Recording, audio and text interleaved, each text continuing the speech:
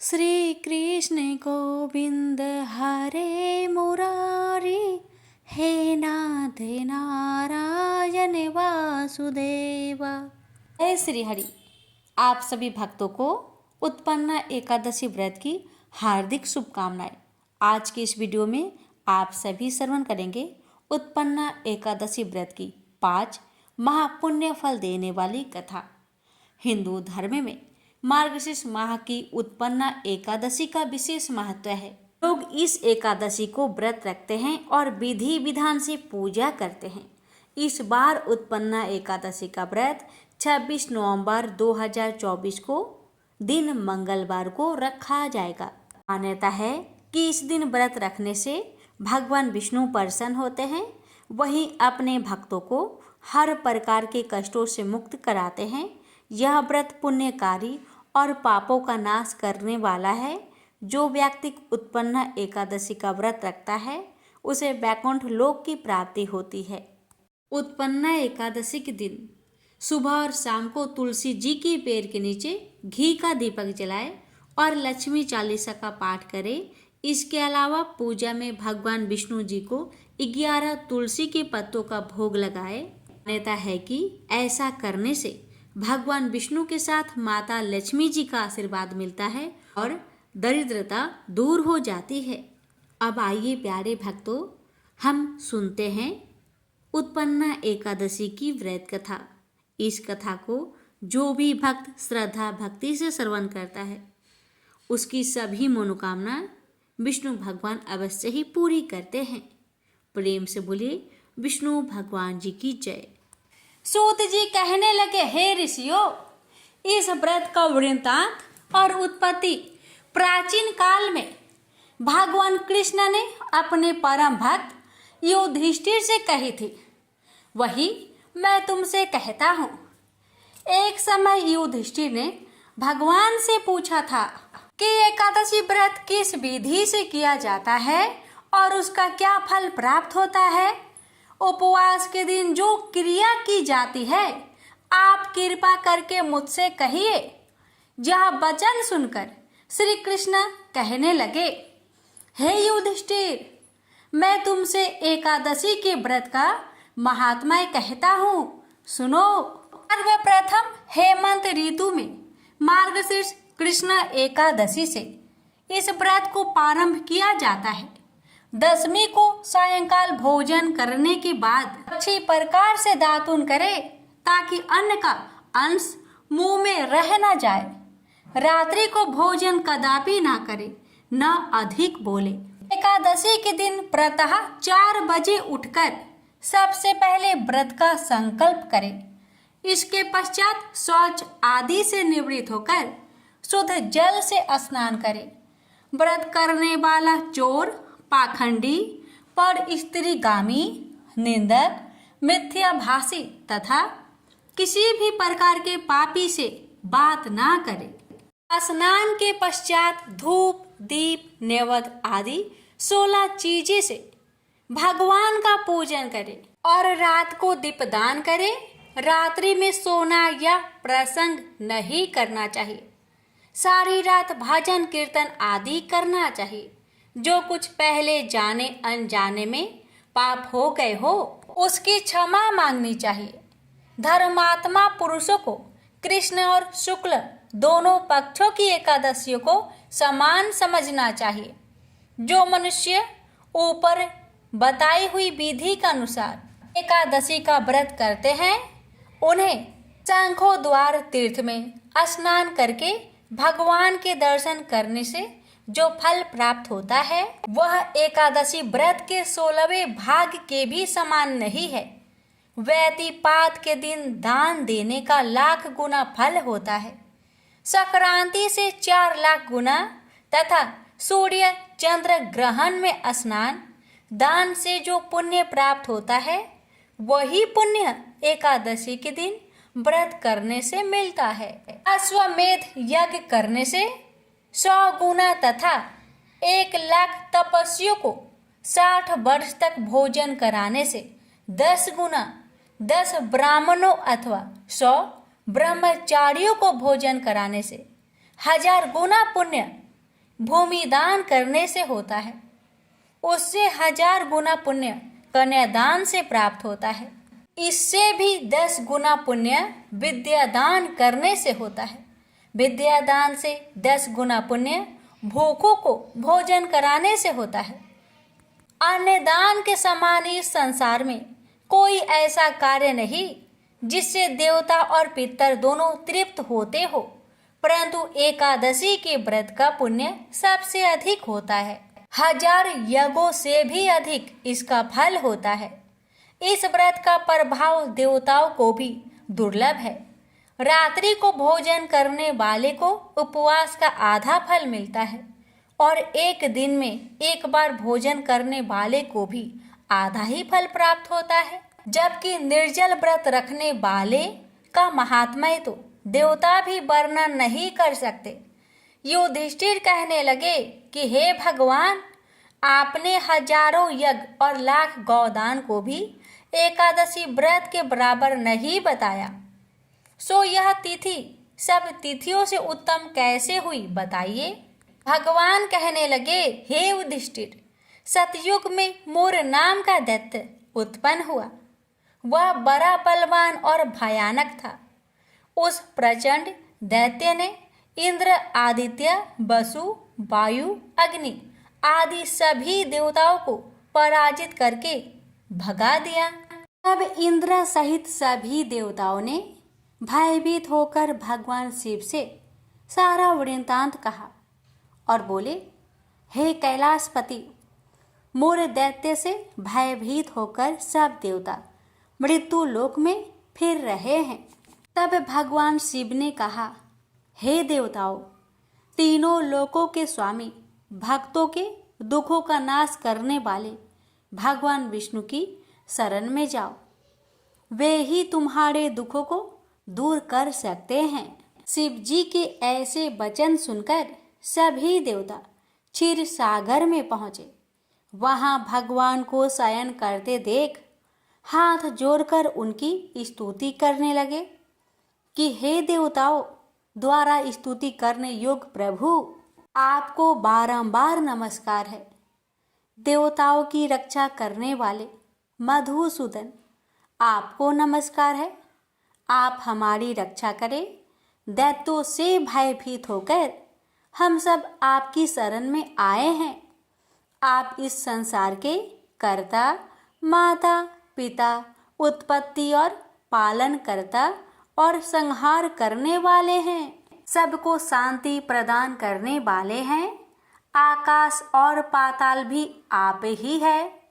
सबके पितामह ब्रह्मा, सूर्य, चंद्र, अग्नि, सामग्री, होम, आहुति, मंत्र, तंत्र, जप, यजमान, यज्ञ, कर्म, कर्ता, भोक्ता भी आप ही हैं। आप सर्वव्यापक हैं। आपके सिवा तीनों लोकों में चर तथा अचर कुछ भी नहीं है। हे भगवान, दैत्य ने हमको जीतकर स्वर्ग से भ्रष्ट कर दिया है और हम सब देवता इधर उधर भागे भागे फिर रहे हैं।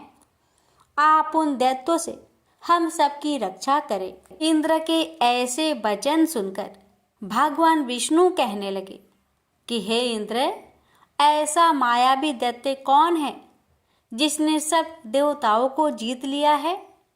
उसका नाम क्या है? उसमें कितना बल है और किसके आश्रय में है तथा उसका स्थान कहाँ है? ये सब मुझसे कहो। भगवान के ऐसे वचन सुनकर इंद्र बोले, भगवान, प्राचीन समय में एक नाड़ी जंघ नामक राक्षस था। उसके महापराक्रमी और लोक विख्यात मोर नाम का एक पुत्र हुआ। उसकी चंद्रावती नाम की नगरी है। उसी ने सब देवताओं को स्वर्ग से निकालकर वहां अपना अधिकार जमा लिया है। उसने इंद्र, अग्नि, वरुण, यम, वायु, ईश, चंद्रमा, नैऋत आदि सबके स्थान पर अधिकार कर लिया है। सूर्य बनकर स्वयं ही प्रकाश करता है, स्वयं ही मेघ बन बैठा है और सबसे अजय है। हे असुर निकंदन, उस दुष्ट को मारकर देवताओं को अजय बनाइए। यह वचन सुनकर भगवान ने कहा, हे देवताओं, मैं शीघ्र ही उसका संहार करूंगा, तुम चंद्रावती नगरी जाओ। इस प्रकार कहकर भगवान सहित सभी देवताओं ने चंद्रावती नगरी की ओर प्रस्थान किया। उस समय जब दैत्य मूढ़ सेना सहित युद्ध भूमि में गरज रहा था, उसकी भयानक गर्जना सुनकर सभी देवता भय के मारे चारों दिशाओं में भागने लगे। जब स्वयं भगवान रणभूमि में आए तो दैत्य उन पर भी अस्त्र शस्त्र आयुध लेकर दौड़े। भगवान ने उन्हें सर्प के समान अपने बाणों से बीध डाला। बहुत से दैत्य मारे गए, केवल मूढ़ बचा रहा। वह अविचल भाव से भगवान के साथ युद्ध करता रहा। भगवान जो जो भी तीक्ष्ण बाण चलाते वह उसके लिए फूल सिद्ध होता। उसका शरीर छिन्न भिन्न हो गया, किंतु वह लगातार युद्ध करता रहा। दोनों के बीच मल्ल युद्ध भी हुआ। 10,000 वर्ष तक उनका युद्ध चलता रहा, किंतु मूढ़ नहीं हारा। थक कर भगवान बद्रिकाश्रम चले गए। वहां हेमवती नामक सुंदर गुफा थी। उसमें विश्राम करने के लिए भगवान उसके अंदर प्रवेश कर गए। यह गुफा 12 योजन लंबी थी और उसका द्वार एक ही था। विष्णु भगवान वहां योग निद्रा की गोद में सो गए। मोर भी पीछे पीछे आ गया और भगवान को सोया देखकर मारने को उद्धत हुआ। तभी भगवान के शरीर से उज्जवल कांतिमयी रूप वाली देवी प्रकट हुई। देवी ने राक्षस मोर को ललकारा, युद्ध किया और उसे तत्काल मौत के घाट उतार दिया। श्री हरि जब योग निद्रा की गोद से उठे तो सब बातों को जानकर उस देवी से कहा कि आपका जन्म एकादशी के दिन हुआ है, अतः आप उत्पन्ना एकादशी के नाम से पूजित होंगी। आपके भक्त वही होंगे जो मेरे भक्त हैं। प्रेम से बोलिए जय श्री हरि। इस कथा को श्रवण करने मात्र से ही विष्णु भगवान अपने भक्तों की हर मनोकामना को अवश्य ही पूरी करते हैं। तुलसी माता की कथा। एक बार देवराज इंद्र देवगुरु बृहस्पति के साथ भगवान शिव का दर्शन करने कैलाश गए। महादेव ने दोनों की परीक्षा लेनी चाहिए, इसलिए रूप बदलकर अवधूत बन गए। उनके शरीर पर कोई वस्त्र न था। उनका शरीर जलती हुई अग्नि के समान धधक रहा था और अत्यंत भयंकर नजर आते थे। अवधूत दोनों के रास्ते में खड़े हो गए। इंद्र ने एक विचित्र पुरुष को रास्ते में खड़े देखा तो चौंके। इंद्र को देवराज होने पर गर्व घेरने लगा। उन्होंने उस भयंकर पुरुष से पूछा, तुम कौन हो? भगवान शिव अभी कैलाश पर विराज रहे हैं या कहीं भ्रमण पर है? मैं उनके दर्शन के लिए आया हूँ। इंद्र ने कई प्रश्न किए, लेकिन वह पुरुष योगियों के समान मौन ही रहे। इंद्र को लगा कि एक साधारण प्राणी उनका अपमान कर रहा है। उनके मन में देवराज होने का अहंकार उपजा, जो क्रोध में बदल गया। इंद्र ने कहा, मेरे बराबर अनुरोध करने पर भी तू कुछ नहीं बोलकर मेरा अपमान कर रहा है। मैं तुझे अभी दंड देता हूँ। ऐसा कहकर इंद्र ने वज्र उठा लिया। भगवान शिव ने वज्र को उसी समय अस्तंभित यानी जड़ कर दिया। इंद्र की बाह अकड़ गई। भगवान अवधूत क्रोध से लाल हो गए। बृहस्पति उनके चेहरे पर आई क्रोध की ज्वाला को देखकर समझ गए कि ऐसा प्रचंड स्वरूप महादेव के अतिरिक्त किसी का नहीं हो सकता। बृहस्पति शिव स्तुति गाने लगे। उन्होंने इंद्र को भी महादेव के चरणों में लेटा दिया और बोले, प्रभु, इंद्र आपके चरणों में पड़े हैं, आपके शरणागत है। आपके ललाट से प्रकट अग्नि इन्हें जलाने को बढ़ रही है। हम शरणागतों की रक्षा करें। बृहस्पति ने विनती की, प्रभु भक्तों पर आपकी सदा कृपा बरसती है। आप भक्त वत्सल और सर्वसम्मत है। आप इस तेज को कहीं और स्थान दे दीजिए ताकि इंद्र के प्राणों की रक्षा हो। भगवान रुद्र ने कहा, बृहस्पति मैं तुम पर बहुत प्रसन्न हूँ। इंद्र को जीवन दान देने के कारण तुम्हारा एक नाम जीव भी होगा। मेरे तीसरे नेत्र से प्रकट इस अग्नि का ताप देवता सहन नहीं कर सकते, इसलिए मैं इसको बहुत दूर छोड़ूंगा। महादेव ने उस तेज को हाथ में धारण कर समुद्र में फेंक दिया। वहां फेंके जाते ही भगवान शिव का वह तेज तत्काल एक बालक के रूप में परिवर्तित हो गया। सिंधु से उद्भव होने के कारण उसका नाम सिंधु पुत्र जलंधर प्रसिद्ध हुआ। जलंधर जिसका नाम शंखचूड़ भी हुआ, शिव के तेज से उत्पन्न हुआ था। इस कारण परम शक्तियों से संपन्न था। वह देवों से भी ज्यादा शक्तिवान था। वह उस तेज से पैदा हुआ था जो इंद्र को समाप्त करने वाला था। इसलिए असुरों ने उसे अपना राजा बनाया। अवधूत रूप में यह लीला करने के बाद महादेव अंतर्ध्यान हो गए। इंद्र के गर्व का भंजन भी हुआ, भगवान के दर्शन भी हो गए। तुलसी से जुड़ी एक कथा बहुत प्रचलित है। श्रीमद् देवी भागवत पुराण में इनके अवतरण की दिव्य लीला कथा भी बनाई गई है। एक बार शिव ने अपने तेज को समुद्र में फेंक दिया था। उससे एक महातेजस्वी बालक ने जन्म लिया। यह बालक आगे चलकर जालांधर के नाम से पराक्रमी दैत्य राजा बना। इसकी राजधानी का नाम जालांधर नगरी था। दैत्यराज काल नेमि की कन्या वृंदा का विवाह जालंधर से हुआ। जालंधर महाराक्षस था। अपनी सत्ता के मद में चूर उसने माता लक्ष्मी को पाने की कामना से युद्ध किया, परंतु समुद्र से ही उत्पन्न होने के कारण माता लक्ष्मी ने उसे अपने भाई के रूप में स्वीकार किया। वहां से पराजित होकर वह देवी पार्वती को पाने की लालसा से कैलाश पर्वत पर गया।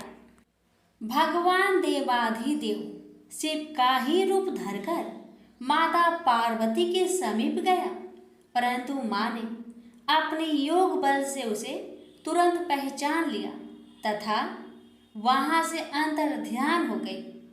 देवी पार्वती ने क्रोध होकर सारा वृत्तांत भगवान विष्णु को सुनाया।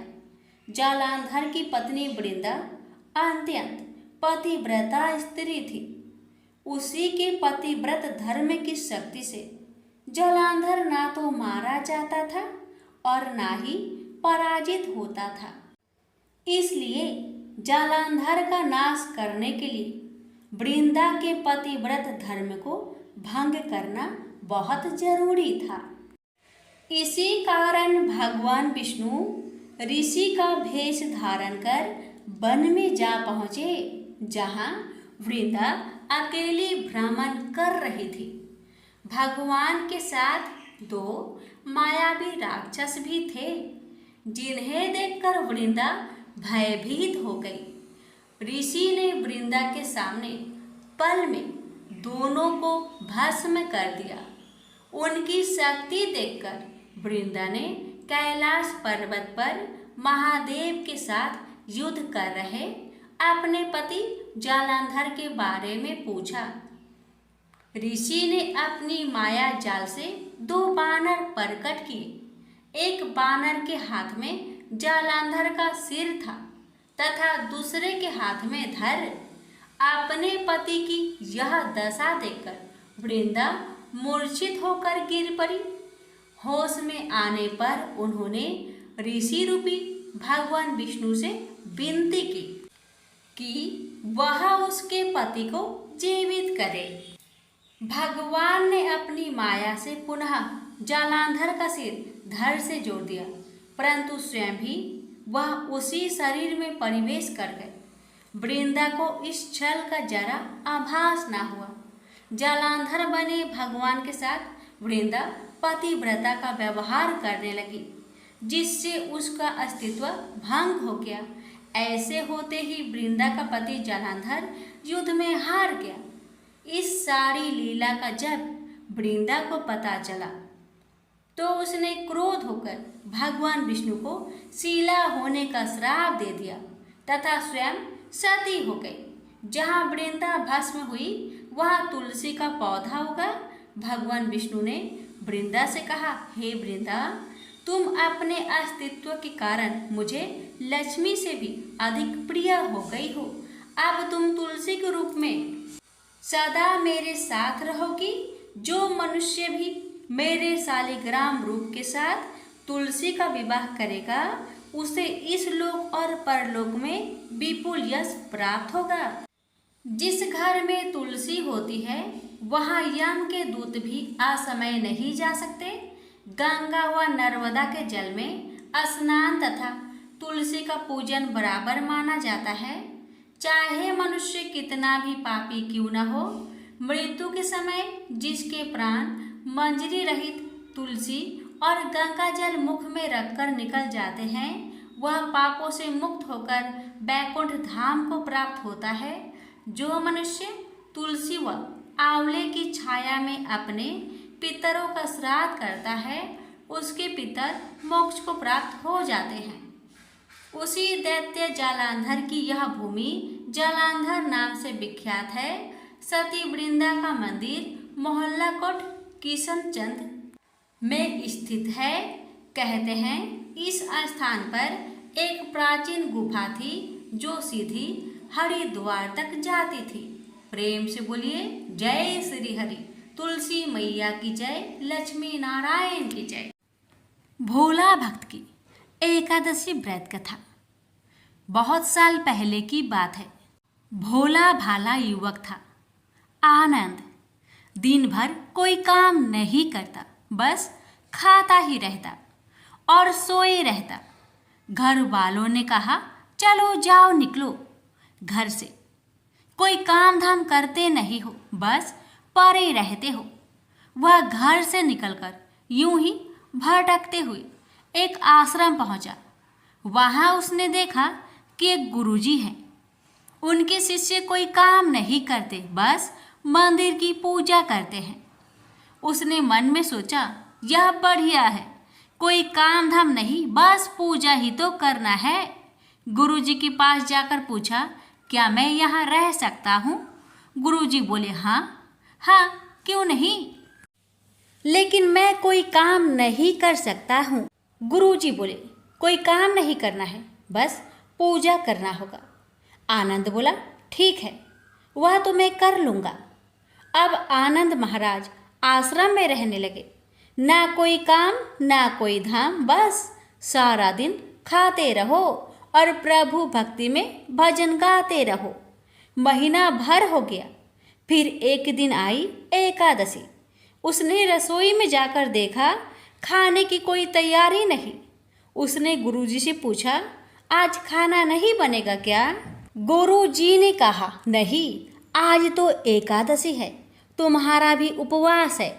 उसने कहा, नहीं, अगर हमने उपवास कर लिया तो कल का दिन हम नहीं देख पाएंगे। हम नहीं कर सकते उपवास, हमें तो भूख लगती है। आपने पहले क्यों नहीं बताया? गुरुजी ने कहा, ठीक है, तुम ना करो उपवास, पर खाना भी तुम्हारे लिए कोई और नहीं बनाएगा, तुम खुद बना लो। बेचारा मरता क्या ना करता। गया रसोई में। गुरुजी फिर आए। देखो, अगर तुम खाना बना लो तो राम जी को भोग जरूर लगा लेना और नदी के उस पार जाकर बना लो रसोई। ठीक है। लकड़ी, आटा, तेल, घी, सब्जी लेकर आनंद महाराज चले गए। जैसा तैसा खाना भी बनाया। खाने लगा तो याद आया गुरुजी ने कहा था कि राम जी को भोग लगाना है।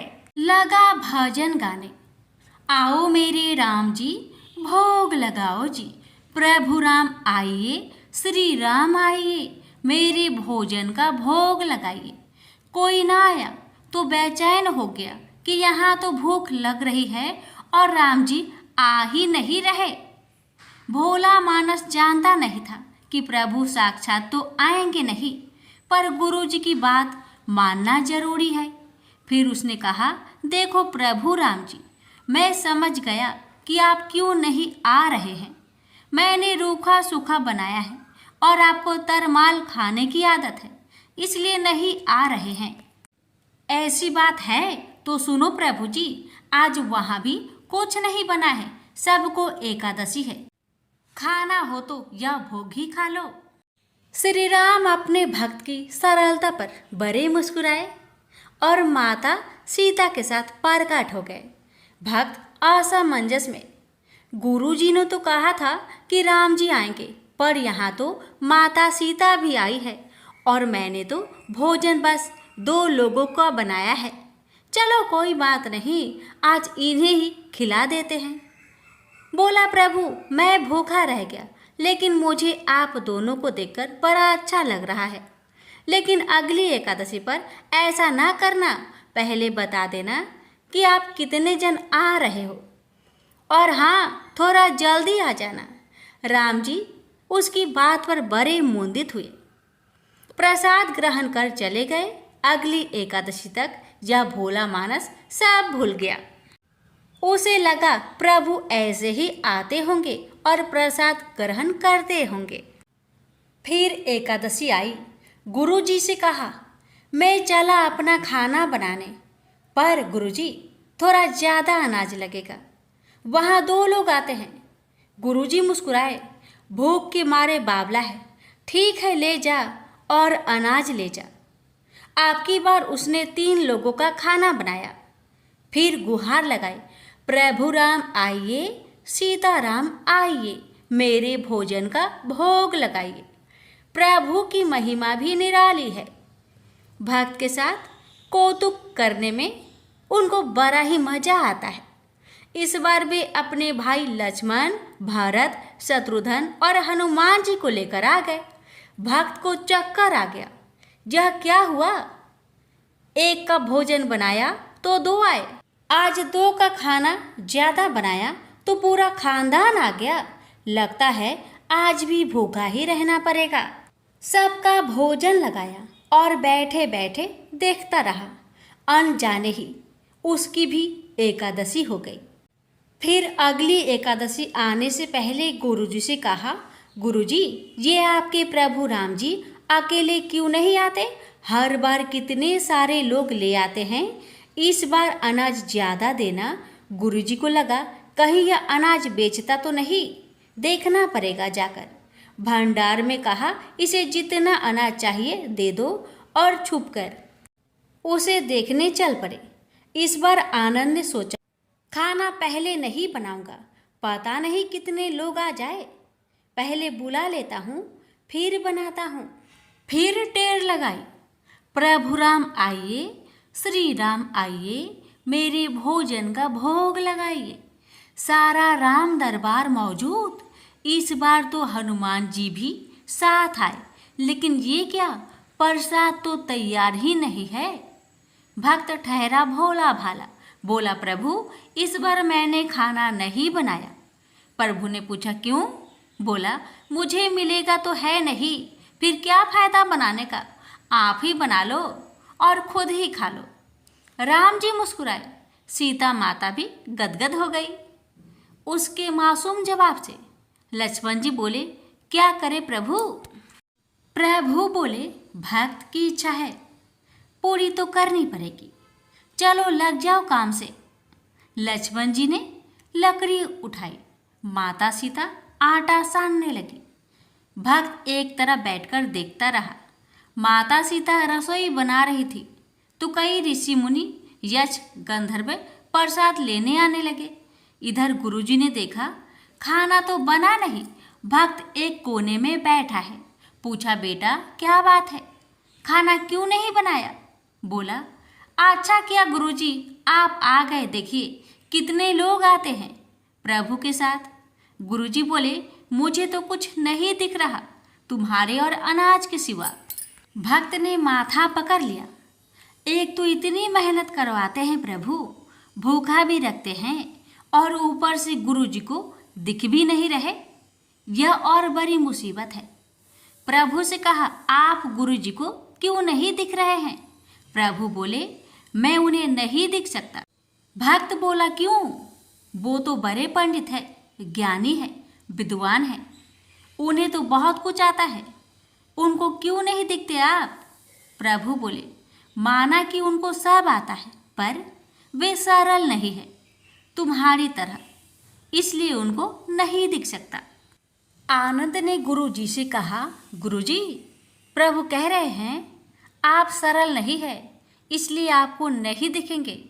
गुरुजी रोने लगे, वाकई मैंने सब कुछ पाया पर सरलता नहीं पा सका तुम्हारी तरह, और प्रभु तो मन की सरलता से ही मिलते हैं। प्रभु प्रकट हो गए और गुरुजी को भी दर्शन दिए।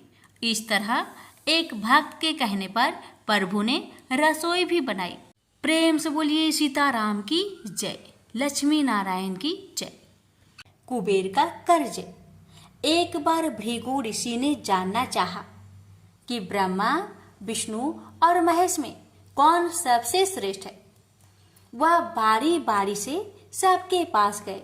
ब्रह्मा और महेश ने भृगु को पहचाना तक नहीं, न ही आदर दिया। इसके बाद भृगु विष्णु के यहाँ गए। विष्णु उस समय विश्राम कर रहे थे। लक्ष्मी उनके पैर दबा रही थी। भृगु ने पहुंचते ही कुछ न कहा न सुना और विष्णु की छाती पर पैर से प्रहार कर दिया। लक्ष्मी यह देखकर भौंकचक्की रह गई, किंतु विष्णु ने भृगु का पैर पकड़कर विनीत भाव से कहा, मुनिवर आपके कोमल पैर में चोट लगी होगी, इसके लिए क्षमा करें। लक्ष्मी को विष्णु की इस नम्रता पर बड़ा क्रोध आया। वे भगवान विष्णु से नाराज होकर भूलोक में आ गई तथा कोल्हापुर में रहने लगी। लक्ष्मी की चले जाने से विष्णु को लगा कि उनका श्री और वैभव ही नष्ट हो गया। उनका मन बड़ा अशांत रहने लगा। लक्ष्मी को ढूंढने के लिए वे श्रीनिवास के नाम से भूलोक में आए। घूमते घूमते वे बेक्टाचल में पर्वत क्षेत्र में बकुला माई के आश्रम में पहुंचे। बकुला माई ने उनकी बड़ी आव भगत की और उन्हें आश्रम में ही रहने को कहा। एक दिन जंगल में एक मतवाला हाथी आया। आश्रमवासी डरकर इधर उधर भागने लगे। श्रीनिवास ने यह देखा तो धनुष बाण लेकर हाथी का पीछा किया। हाथी डरकर भागा और घने जंगल में अदृश्य हो गया। श्रीनिवास उसका पीछा करते करते थक गए थे। वे एक सरोवर के किनारे वृक्ष की छाया में लेट गए। उन्हें हल्की सी झपकी आ गई। थोड़ी देर शोर सुनकर वे जागे। देखा 4-6 लड़कियां उन्हें घेर खड़ी है। श्रीनिवास को जागा हुआ देखकर वे टपक कर बोली, यह हमारी राजकुमारी पद्मावती का सुरक्षित उपवन है। यहाँ पुरुषों का आना मना है। तुम यहाँ कैसे और क्यों आए?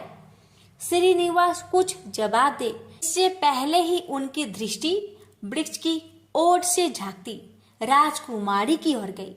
श्रीनिवास पद्मावती को एकटक देखते रह गए। थोड़ा संयत होकर कहा, देवियों मुझे पता नहीं था, मैं एक शिकार का पीछा करता हुआ यहाँ आया था। थक जाने पर मुझे नींद आ गई थी, क्षमा करे। श्रीनिवास आश्रम में लौट तो आए, किंतु बड़े उदास रहने लगे। एक दिन बकुला माई ने बड़े प्यार से उनकी उदासी का कारण पूछा। श्रीनिवास ने पद्मावती से भेंट होने की सारी कहानी कह सुनाई। फिर कहा, उसके बिना मैं नहीं रह सकता। बकुला माई बोली, ऐसा सपना मत देखो। कहा हुआ प्रतापी चोल नरेश आकाश राज की बेटी और कहा तुम आश्रम में पलने बाड़े एक कुल गोत्रहीन युवक। निवास बोले, माँ एक उपाय है, तुम मेरा साथ दो तो सब संभव है। बकुला माई ने श्रीनिवास का सच्चा प्यार देखकर हाँ कर दी। श्रीनिवास ज्योतिष जानने वाली औरत का भेष बनाकर राजा आकाश की राजधानी नारायणपुर पहुंचे। उसकी चर्चा सुन पद्मावती ने भी उस औरत को महल में बुलाकर अपना हाथ दिखाया। राजकुमारी की हस्तरेखा देखकर वह बोली, राजकुमारी कुछ दिन पहले तुम्हारी भेंट तुम्हारे सुरक्षित उद्यान में किसी युवक से हुई थी। तुम दोनों की दृष्टि मिली थी। उस युवक से तुम्हारी शादी का योग बनता है। पद्मावती की माँ धारणा देवी ने पूछा, यह कैसे हो सकता है? ज्योतिषी औरत बोली, ऐसा ही योग है। ग्रह कहते हैं कोई औरत अपने बेटे के लिए आपकी बेटी मांगने स्वयं आएगी। 2 दिन बाद सचमुच ही बकुला माई एक तपस्विनी का भेष में राजमहल में आई। उसने अपने युवा बेटे के साथ पद्मावती का विवाह की चर्चा की। राजा आकाश ने बकुला माई को पहचान लिया। उन्होंने पूछा, वह युवक कौन है? बकुला माई बोली, उसका नाम श्रीनिवास है। वह चंद्र वंश में पैदा हुआ है। मेरे आश्रम में रह रहा है। मुझे माँ की तरह मानता है। राजा आकाश ने कुछ सोचकर उत्तर देने के लिए कहा। बकुला माई के चले जाने पर आकाश ने राज पुरोहित को बुलाकर सारी बात बताई। राज पुरोहित ने गणना की, फिर अपनी सहमति देते हुए कहा, महाराज श्रीनिवास में विष्णु जैसा देव गुण है। लक्ष्मी जैसी आपकी बेटी के लिए यह बड़ा सुयोग है। राजा आकाश ने तुरंत बकुला माई के यहाँ अपनी स्वीकृति के साथ विवाह की लग्न पत्रिका भेज दी। बकुला माई अब चिंतित हो उठी। वह श्रीनिवास से बोली, बेटा अब तक तो विवाह की ही चिंता थी, अब पैसे न होने की चिंता है। मैं वाराह स्वामी के पास जाती हूँ, उनसे पूछती हूँ कि क्या किया जाए। बकुला माई श्रीनिवास को लेकर वराह स्वामी के पास गई और श्रीनिवास के विवाह के लिए धन की समस्या बताई। तो वराह स्वामी ने 8 दिग्पालों इंद्र, कुबेर, ब्रह्मा, शंकर आदि देवताओं को अपने आश्रम में बुलवाया। फिर श्रीनिवास को बुलवाकर कहा, तुम स्वयं इन्हें अपनी समस्या बताओ। श्रीनिवास ने देवताओं से कहा, मैं चोल नरेश राजा आकाश की बेटी पद्मावती से विवाह करना चाहता हूँ। मेरी हैसियत राजा के अनुरूप नहीं है। मेरे पास धन नहीं है। मैं क्या करूँ? इंद्र ने देवताओं के कोषाध्यक्ष कुबेर से कहा, कुबेर इस काम के लिए तुम श्रीनिवास को ऋण दो। कुबेर ने कहा, ऋण तो मैं दे दूंगा, पर उसे यह वापस कब और कैसे करेंगे, इसका निर्णय होना चाहिए। श्रीनिवास बोले, इसकी चिंता मत कीजिए, कलयुग के अंत में मैं सब ऋण चुका दूंगा। कुबेर ने स्वीकार कर लिया। सब देवताओं की साक्षी में श्रीनिवास ने ऋण पत्र लिख दिया। उस धन से श्रीनिवास और पद्मावती का विवाह बड़ी धूमधाम से हुआ। तभी नारद ने कोल्हापुर जाकर लक्ष्मी को बताया, विष्णु ने श्रीनिवास के रूप में पद्मावती से विवाह कर लिया है। दोनों वेंकटाचलम पर्वत पर रह रहे हैं। यह सुनकर लक्ष्मी को बड़ा दुख हुआ। वह सीधे वेंकटाचलम पहुंची। विष्णु की सेवा में लगी पद्मावती को भला बुरा कहने लगी। श्रीनिवास विष्णु रूप मेरे पति हैं, तुमने इनके साथ विवाह क्यों किया? दोनों में वाक युद्ध होने लगा तो श्रीनिवास को बड़ा दुख हुआ। वे पीछे हटे और पत्थर की मूर्ति के रूप में बदल गए। जब दोनों देवियों ने यह देखा तो उन्हें बड़ा दुख हुआ कि श्रीनिवास तो अब किसी के न रहे। इतने में शीला विग्रह से आवाज आई, देवियों अब मैं इस पत्थर पर वेंकटेश्वर स्वामी के नाम से अपने भक्तों का अभिष्ट पूरा करता रहूंगा। उनसे प्राप्त चढ़ावे के धन द्वारा कुबेर के कर्ज का ब्याज चुकाता रहूंगा। इसलिए तुम दोनों मेरे लिए आपस में झगड़ा मत करो। शीला बिगा से यह बानी सुनते ही लक्ष्मी और पद्मावती दोनों ने सिर झुका लिया। लक्ष्मी कोल्हापुर आकर महालक्ष्मी के रूप में प्रतिष्ठित हो गई और पद्मावती तिरुनाचूर में शीला बिगरा के रूप में स्थित हो गई। आज भी तिरुपति क्षेत्र में तिरुमाला पहाड़ी पर भगवान वेंकटेश्वर स्वामी के दर्शन हेतु भक्त गणों से इसी भाव से शुल्क लिया जाता है। उनकी पूजा पुष्प मिष्ठान आदि से ना होकर धन द्रव्य से होती है। इसी धन से भगवान श्रीनिवास वेंकटेश्वर स्वामी कुबेर का कर्ज चुका रहे हैं। प्रेम से बोलिए जय श्री हरि। हे लक्ष्मी नारायण, आपकी कथा कहने वाले, सुनने वाले, हुक्कार भरने वाले सभी भक्तों पर आपने कृपा सदा सर्वदा बनाए रखेगा। तो प्रेम से बोलिए लक्ष्मी नारायण भगवान की जय। लापसी तपसी की कथा। एक लापसी था, एक तपसी था। तपसी हमेशा भगवान की तपस्या में लीन रहता था। लापसी रोजाना सवा सेर की लापसी बनाकर भगवान का भोग लगाकर जीम लेता था। एक दिन दोनों लड़ने लगे। लापसी बोला, मैं रोज भगवान की तपस्या करता हूँ, इसलिए मैं बड़ा हूँ। लापसी बोला कि मैं रोज भगवान को सवा सेर लापसी का भोग लगाता हूँ, इसलिए मैं बड़ा हूँ। नारद जी वहां से गुजर रहे थे। दोनों को लड़ता देखकर उनसे पूछा कि क्यों तुम लड़ रहे हो। लापसी ने खुद को बड़ा होने का कारण बताया और तपसी ने अपना कारण बताया। नारद जी बोले, तुम्हारा फैसला मैं कर दूंगा। दूसरे दिन लापसी और तपसी नहाकर अपनी रोज की भक्ति करने आए तो नारद जी ने छुपकर 1.25 करोड़ की एक एक अंगूठी उन दोनों के आगे रख दी। तपसी की नजर जब अंगूठी पर पड़ी तो उसने चुपचाप अंगूठी उठाकर अपने नीचे दबा ली। लापसी की नजर अंगूठी पर पड़ी लेकिन उसने ध्यान नहीं दिया। भगवान को भोग लगाकर लापसी खाने लगा।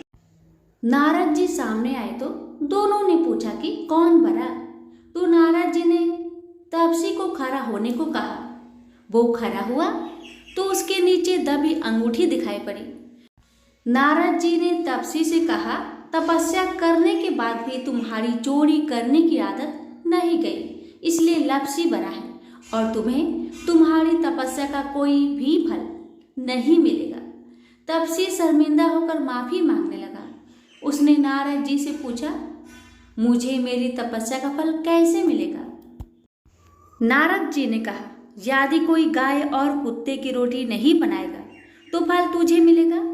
यदि कोई ब्राह्मण को भोजन करवाकर दक्षिणा नहीं देगा तो फल तुझे मिलेगा।